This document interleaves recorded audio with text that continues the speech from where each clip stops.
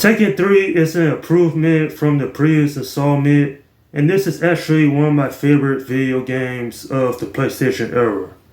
Even more than 25 years later, it still holds up pretty well with the new gameplay mechanics, new players. And the thing is, in my honest opinion, this is also the best Tekken game up to this point. Well, I gotta give credit to Namco. They really upped the ante in this third installment, which takes place 20 years later, hence why only 6 players from the previous game shows up here.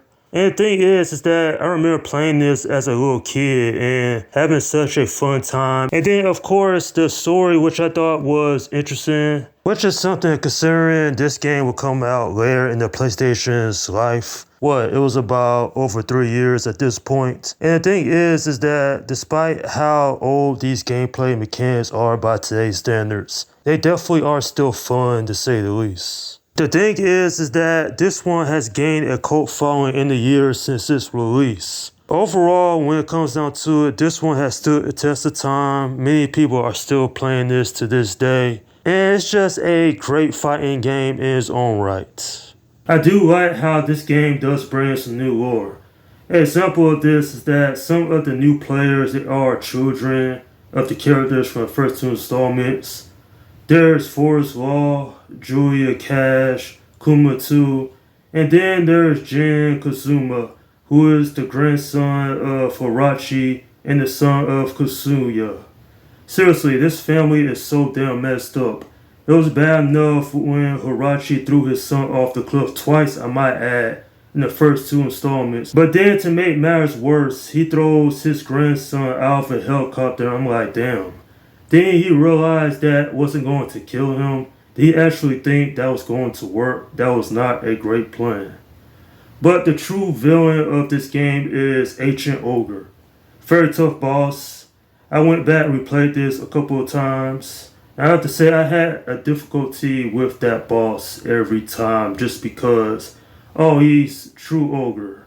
When he transformed into that, he's just as difficult. I did like that they played off the fact that he's this alienoid creature. They don't really go into the lore that much about that villain.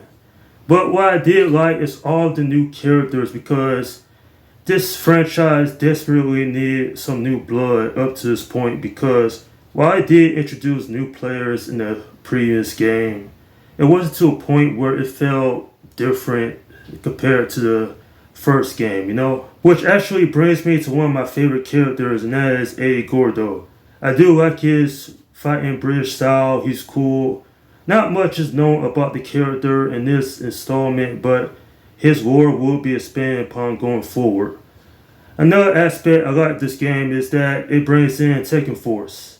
I didn't know that was an actual thing because for a long time I thought Tekken Force came out in Tekken 4. But that was just an improvement in that video game.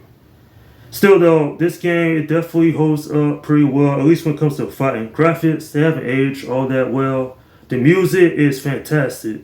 A lot of techno electro beats, which actually makes the game sound very hip. I guess that's the word I'm trying to look for here. It really helps it stand out compared to the music in the previous 2 games. And quite frankly, I still enjoy this. I go back and replay it every once in a while. And while certainly the lore will be expanded upon a whole lot of several other characters, this is still a top tier fighting game, even more than 2 decades later. At the end of the day, if you somehow haven't played this cult classic, then definitely check it out because it is well worth the time. I'm giving this video game an 8 out of 10. Yeah, this one has a lot of replay value. Unlocking the character every time you beat arcade mode was something that is lost in today's video games. Like, if this game would have came out this year, then most of the unlockable content would have been DCL you had to pay for. Man, I miss this era of video games where hard work you put into a game actually would be unlocked after playing hours and hours of it. Quite frankly, this installment was iconic for so many reasons, and the legacy of this one speaks for itself more than 2 decades later. And that is my review of Tekken 3.